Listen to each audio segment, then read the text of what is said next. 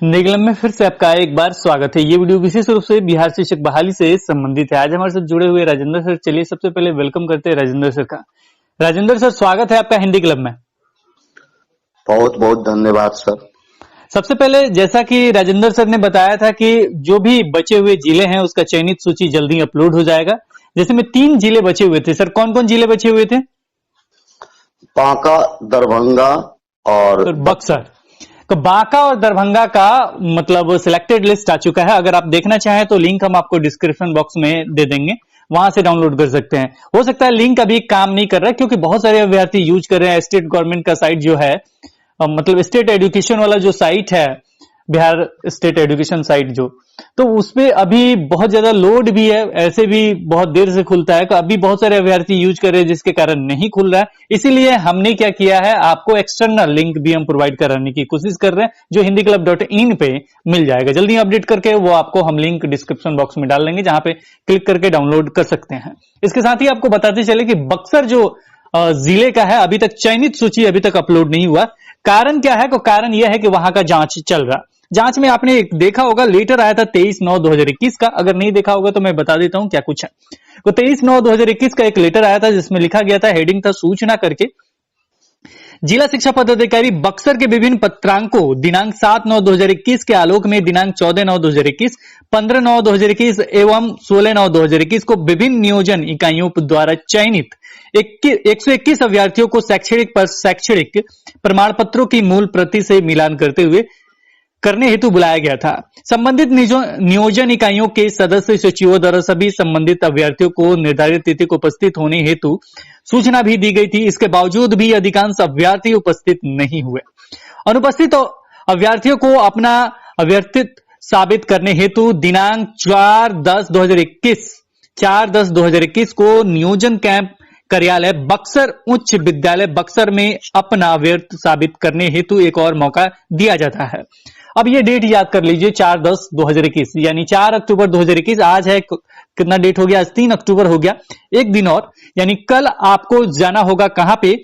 तो नियोजन कैंप कार्यालय बक्सर उच्च विद्यालय बक्सर में, और वहां पे अपना डॉक्यूमेंट्स वगैरह सारा लेके जाना है। यहाँ हम आपको बताते चले कि कौन कौन से डॉक्यूमेंट्स ले जाना है, वो सारी चीज बता देते हैं। दिनांक 4/10/2021 को अनुपस्थित होने वाले अभ्यर्थियों का नियोजन रद्द करते हुए विभागीय निर्देश के आलोक में अग्रतर कार्रवाई की जाएगी। यानी अगर आप नहीं उपस्थित होते हैं तो आपका नियोजन जो होगा रद्द हो जाएगा। अब क्या क्या लेके जाना है? नोट में लिखा गया है यहाँ पे, सूची में शामिल अभ्यर्थी अपना अभ्यर्थ साबित करने के लिए अपने सभी मूल शैक्षणिक या प्रशैक्षणिक प्रमाण पत्र एवं उसका प्रवेश पत्र, पंजीयन पत्र, आधार कार्ड, पिता का आधार कार्ड या ड्राइविंग लाइसेंस इत्यादि के मूल प्रति के साथ उपस्थित रहेंगे। सीटेट दिसंबर 2018 से जुलाई 2019 तक के अभ्यर्थियों का सत्यापन डिजी लॉकर से किया जाएगा। इसलिए वे अपना digi locker registered mobile number साथ में अवश्य रखें। यानी जहां आपने सीटेट का सर्टिफिकेट डाउनलोड किया है वो डिजी लॉकर वाला मोबाइल जरूर लेके जाएंगे। उक्त तिथि को अनुपस्थित रहने वाले अभ्यर्थियों का अभ्यर्थ रद्द ये मानते हुए कर दिया जाएगा कि इस संबंध में अभ्यर्थी को कुछ नहीं कहना है। इसके साथ ही एक और नोट दिया गया, उसमें क्या है, जो अभ्यर्थी दिनांक 14/9/2021 से 15/9/2021 एवं 16/9/2021 को उपस्थित होकर अपना अभ्यर्थ साबित कर चुके हैं, वे दिनांक 4/10/2021 को उपस्थित नहीं होंगे। यानी जो इससे पहले जा चुके हैं, जो डेट था 14/9/2021, 15/9/2021 एवं 16/9/2021 को डेट को आप जाके साबित कर चुके हैं कि हम ही हैं, हम सही है, तो उन्हें नहीं जाना है। लेकिन जो नहीं गए हैं वो जरूर जाएं 4 अक्टूबर 2021 को। डिजी लॉकर जरूर लेके जाइएगा। डिजी लॉकर डिजी लॉकर क्या है? तो डिजी लॉकर वो चीज है, अगर आपने सीटेट क्वालिफाई किया है और आपने डाउनलोड किया है डिजी लॉकर के थ्रू, तो वो मोबाइल नंबर भी होता है, मोबाइल नंबर के थ्रू लॉगिन होता है, लॉगिन होने के बाद वो डाउनलोड होता है। ये तो आप जानते ही होंगे, सीटेट जब भी सर्टिफिकेट देता है ऑनलाइन देता है, तो वो चीज होगा तो उसे लेके जाइएगा। और ये किसके लिए है? कि ये जो भी चयनित अभ्यर्थी उन्हीं के लिए है। तो और इसके अतिरिक्त आप शैक्षणिक प्रशैक्षणिक का मूल प्रति जरूर लेके जाइएगा। प्रवेश पत्र भी मांगा गया है, पंजीयन पत्र भी मांगा गया है, आधार कार्ड भी मांगा गया है, और पिता का आधार कार्ड या पिता का आधार कार्ड भी है, लेकिन ले लीजिएगा, ड्राइविंग लाइसेंस इत्यादि मांगा गया है। तो ये सारी चीज, सारे डॉक्यूमेंट्स लेके जाइएगा 4/10/2021 को, यानी कल, अगर बक्सर में आप चयनित हुए हैं तो। क्लियर हो गया? अब बात करते हैं बहाली के बारे में कि बहाली के बारे में क्या कुछ अपडेट है। तो राजेंद्र सर, जैसा कि कल के न्यूज़पेपर में हमने देखा था, बहुत सारे न्यूज़पेपर में बहुत तरह का न्यूज़ दिया गया था, लेकिन हम लेके चलते हैं हिंदुस्तान न्यूज़पेपर के बारे में। कल के हिंदुस्तान न्यूज़पेपर में ये दिया गया था कि शुक्रवार को इसका जवाब शिक्षा विभाग के, पहले हम क्वेश्चन ले लेते हैं कि क्या पूछा क्या गया है। तो पूछा गया था, प्रश्न ये था, मतलब जो भी निर्वाचन, राज्य निर्वाचन आयोग था, उन्होंने पूछा ये था कि क्या कोर्ट का ऐसा कोई निर्देश है या कुछ ऐसा है, ऐसा कुछ मामला था क्या सर? बिल्कुल बिल्कुल। राज्य निर्वाचन आयोग को जब प्राथमिक शिक्षा विभाग के द्वारा एक आवेदन दिया गया तो उसमें इस बात की चर्चा की गई कि हम लोग तीसरे चरण की काउंसलिंग जो 1204 नियोजन इकाइयों का होने वाला है उसको हम लोग कराना चाहते हैं।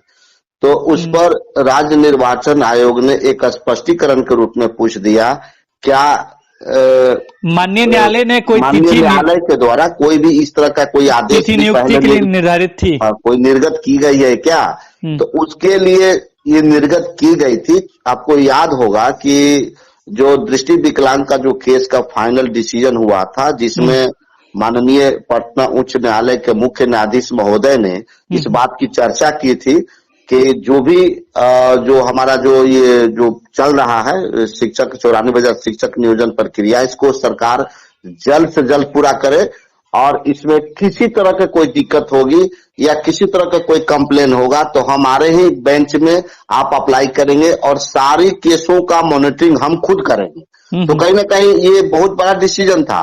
तो इसी डिसीजन का प्रति वो मांग रहे हैं राज्य निर्वाचन आयोग। उनका कहना है कि न्यायालय के द्वारा क्या कोई ऐसा आदेश या निर्गत किया गया है पहले कि भाई आप इसको जल्द से जल्द पूरा करें। तो वो चीज हमें लगता है कि शुक्रवार को, चूंकि देखिए प्राथमिक शिक्षा विभाग में कोई भी जो पदाधिकारी स्पष्ट बताते नहीं है, आधा मुंह में रखते हैं आधा पेट में रखते हैं। ये बात उस दिन भी कह सकते थे कि हाँ ये हाईकोर्ट का डिसीजन मांग रहा है, तो ये बताने में हिचकते हैं लोग, लेकिन आपको बाद में जो उस दिन हमको पता नहीं था इस बात की, लेकिन ये मालूम था कि कुछ स्पष्टीकरण मांगा गया है। तो कहने का मतलब है कि वो चीज आप लगा करके, हमें लगता है कि प्राथमिक शिक्षा निदेशक महोदय अपने पीए साहब से इस बात की चर्चा कर रहे थे हम लोग के सामने ही कि इसमें हाईकोर्ट का डिसीजन लगा करके इसको आप राज्य निर्वाचन आयोग को भेज दीजिए। तो शुक्रवार को ही हमें लगता है कि भेज दिया गया। तो अब हमें लगता है कि राज्य निर्वाचन आयोग की तरफ से कोई अनुमति देने में या कोई भी उनको मार्गदर्शन करने में कोई दिक्कत नहीं होनी चाहिए, क्योंकि वो कोर्ट का आदेश है, उसमें साफ लिखा हुआ है कि 94,000 शिक्षक बहाली प्रक्रिया को जल्द से जल्द सरकार पूरा करे। काफी पहले से ही लेट हो चुकी है, तो ये बहुत बड़ी डिसीजन है और इसको हमें लगता है कि राज्य निर्वाचन आयोग नजरअंदाज नहीं कर सकता है। इसलिए हमें लगता है कि अनुमति या जो भी मार्गदर्शन कहिए वो जरूर हमें मिल जाना चाहिए। अगर मिल जाती है अनुमति तो हमें लगता है कि बीच में भी सरकार को करना चाहिए, सीरियसली होकर के बीच में भी काउंसलिंग का डेट निकाल करके और कर सकती है। यानी देखा जाए तो ये इसका जो भी था, यानी कल के न्यूज में तो ये लिखा गया था कि इन्होंने मांगा था, माननीय न्यायालय ने कोई तिथि नियुक्ति के लिए निर्धारित की थी, ये चीज प्रश्न किया गया था और ये शुक्रवार को इसका जवाब भी भेजा गया है। और आपके द्वारा ये भी बताया गया था कि कुछ और डॉक्यूमेंट वगैरह का जरूरत होगा तो मंडे को भेजा जाएगा, यानी कल भेजा जाएगा। उसके बाद ये क्लियर हो जाएगा कि सहमति मिल रहा है, अनुमति मिल रहा है या सहमति मिल रहा है या नहीं मिल रहा है। जैसे ही सहमति मिलेगा उसके बाद काउंसलिंग का शेड्यूल देखने को मिल सकता है। लेकिन यहाँ पे एक और बात कहेंगे, अगर काउंसलिंग का शेड्यूल जारी नहीं होता है तो आप लोग के द्वारा क्या कुछ किया जा सकता है, ये हम जानना चाहते हैं। बिल्कुल बिल्कुल, चूंकि हम लोग बैठेंगे नहीं, डीपी, चूंकि डीपी के पहले तो अभी संभव नहीं है, डीपी के बाद हम लोग एक बार फिर हम लोग जो प्रेशर करना होगा हम लोग विभाग को करेंगे और हम लोग कहेंगे कि अगर उधर से अनुमति आपको मिल गई है तो आप जल्द से जल्द बीच में ही टाइम निकाल करके, काफी लंबा समय है, यानी कि 15 तारीख के बाद आपके पास टाइम है, आप चाहेंगे तो डेट निकाल करके काउंसलिंग करा सकते हैं। अगर राज्य निर्वाचन आयोग आपको मार्गदर्शन देने के लिए तैयार हो या अनुमति देने के लिए तैयार हो तब आप करा सकते हैं। तो उसके लिए हम लोग प्रेशर करेंगे और भी भिन्न हम कुछ ट्विटर महासंग्राम के द्वारा भी हम लोग चाह रहे हैं और उसमें दोनों चीज को रखा जाएगा, नियुक्ति पत्र को भी और काउंसलिंग का डेट निकालने के लिए। अभी जो भी लोग ट्विटर का जो हैंडल करते हैं उन लोगों से बातचीत किया जाएगा कि भाई इसमें हम लोग कम से कम घर बैठे बैठे भी कुछ काम किया जाए, और उसको हम लोग लगातार छोटे छोटे प्रोग्राम करेंगे और करके हम लोग दबाव बनाते रहेंगे। हम लोग स्थिर होकर के बैठेंगे नहीं, कुछ ना कुछ करते रहना है। ठीक है, अब यहाँ पे बातचीत को आगे बढ़ाते हैं और यहाँ नियुक्ति पत्र से संबंधित हमेशा प्रश्न किया जाता है। इसका डेडलाइन भी दिया गया था कि जो भी डॉक्यूमेंट वेरिफिकेशन हो जाएगा उसके बाद ही नियुक्ति पत्र मिलेगा। डॉक्यूमेंट वेरिफिकेशन कब तक हो सकता है, यानी प्रमाण पत्र जांच कब तक हो सकता है? कोई 31 आपका अक्टूबर डेट दिया गया है, तो 31 अक्टूबर या मान लीजिए अक्टूबर के बाद नवंबर भी आता है, जो भी डेट हो उस डेट के अंदर अगर जांच हो जाता है, छुट्टी के दिन भी जांच वगैरह करने का भी ये बातचीत किया जा रहा है। लेकिन अगर ये जांच हो जाता है, मतलब ये हकीकत में कितना होता है वो तो वक्त ही बताएगा, लेकिन अगर ये सारा डॉक्यूमेंट अगर प्रमाण पत्र जांच हो जाता है तो क्या नियुक्ति पत्र मिलेगा या नहीं मिलेगा? तो इसमें भी प्रश्न था आपसे और इसका भी जवाब आपने दिया था, और न्यूज़पेपर में भी इसके बारे में लिखा गया, और इसमें लिखा गया है कि भले ही 31 अक्टूबर तक डॉक्यूमेंट जो भी वेरिफिकेशन करने का डेट दिया गया है, लेकिन तीसरे चरण की काउंसलिंग पूर्ण होने के बाद ही राज्य भर के चयनित अभ्यर्थियों को शिक्षकों के नियुक्ति पत्र बांटे जाने के आसार हैं। तो आपको क्या लगता है कि तीसरा चरण का जब काउंसलिंग होगा उसके बाद ही मिलेगा नियुक्ति पत्र? देखिए, इसमें लगातार प्राथमिक शिक्षा विभाग की तरफ से जो पदाधिकारियों का जो स्टेटमेंट आ रहा है, लगातार हम लोग भी उनसे संपर्क में हैं और जाते भी हैं, तो इस बात की चर्चा करते हैं कि तीसरे चरण की काउंसलिंग के बाद ही हम लोग नियुक्ति पत्र देंगे। ये बार बार बोल रहे हैं, तो आप समझ सकते हैं कि अगर चुनाव से पहले अगर हो जाता है तो चलिए ठीक है, बहुत अच्छी बात है। लेकिन अगर मान ले कि नहीं होता है, चुनाव के बाद ही अगर काउंसलिंग होगा, तो जाहिर है कि काउंसलिंग के बाद ही नियुक्ति पत्र देने की बात लोग कर रहा है। ये पहले जिसे प्रथम चरण द्वितीय चरण जो हुआ था काउंसलिंग, उसका अगर जांच हो जाता है तो इनको देना चाहिए पहले, लेकिन वो कह रहे हैं कि नहीं, हम जो है तीसरे चरण की काउंसलिंग का जब पूरा करा लेंगे और उसका जो है उसका भी वेरीफाई करवा लेंगे, तब दोनों को साथ में मिला करके। देखिए, आप हिंदुस्तान पेपर में देखिए उस चीज की चर्चा किया गया है।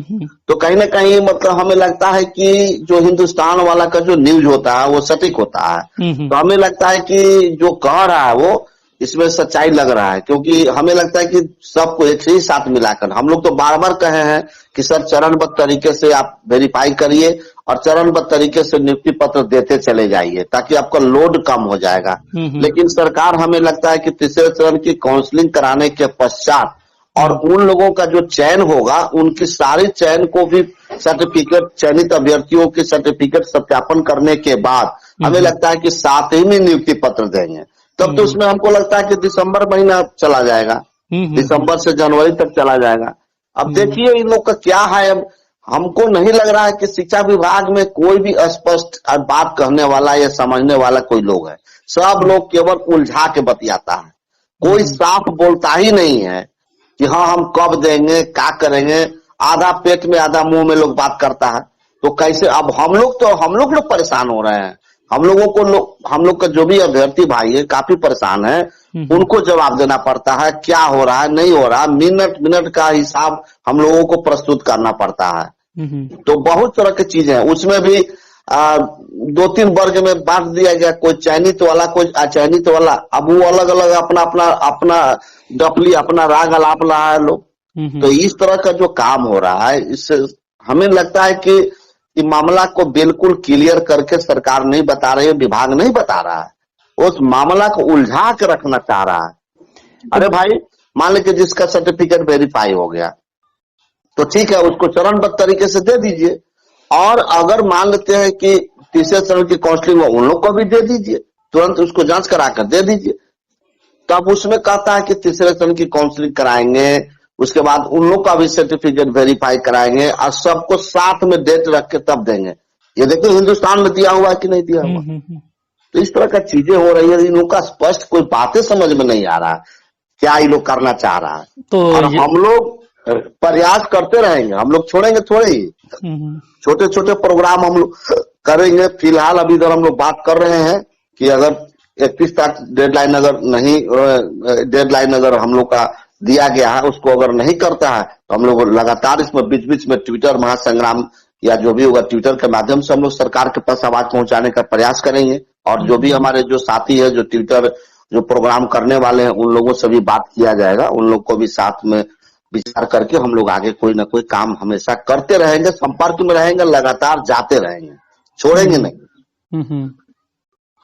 तो यहाँ पे देखा जाए तो सारी बातों का निचोड़ देखा जाए तो एक चीज तो क्लियर हो रहा है सामने कि जो भी नियुक्ति पत्र है वो तीसरे चरण के काउंसलिंग के बाद ही मिलने के आसार दिख रहा है। तो इसमें एक चीज और आपको बताते चले कि इसलिए आप लोग एकजुट होइए, चयनित हो या अचयनित हो, सारे लोग एकजुट हो और तीसरे जो चरण का जो काउंसलिंग प्रक्रिया है वो जल्द से जल्द कराने की कोशिश कीजिए कि क्योंकि रीजन ये है कि गवर्नमेंट भी यही कर रही है, न्यूज़पेपर में भी आपने देखा ये है और ये सारे मतलब जो सरकार है वो सोचती है कि हम जो चयन प्रक्रिया है उसको पूर्ण रूप से कर लें, जो भी वेरिफिकेशन वगैरह वो पूरा कंप्लीट कर ले और एक ही बार सभी को बांट दें, क्योंकि जैसे ही आपको नियुक्ति पत्र मिलेगा वैसे ही आप स्कूल में चले जाएंगे, स्कूल में जाने के बाद सैलरी आ जाएगा, माने सैलरी आना शुरू हो जाएगा। तो वो चाहता है कि मतलब गवर्नमेंट जो चाहते हैं कि सभी लोग एक साथ स्कूल में जाएं, क्योंकि सैलरी देने में भी दिक्कत कोई नहीं हो।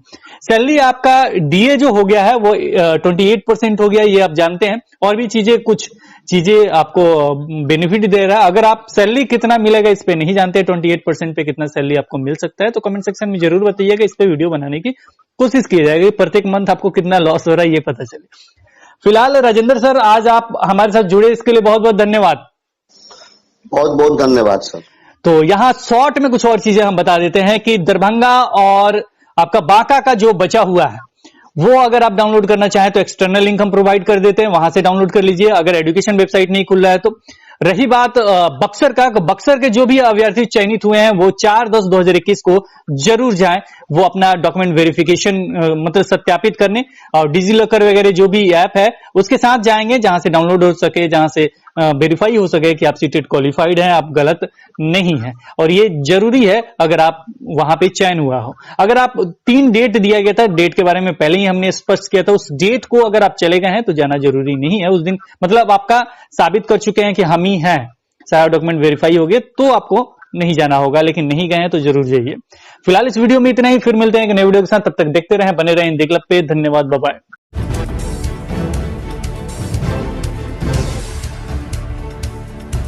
सब्सक्राइब कीजिए हिंदी क्लब को, दबाइए इस बेल आइकॉन को ताकि हमारा वीडियो आपको मिले सबसे पहले। शेयर करें अपने दोस्तों के साथ ताकि वो भी इसका लाभ उठा सके। ये सब बिल्कुल फ्री है।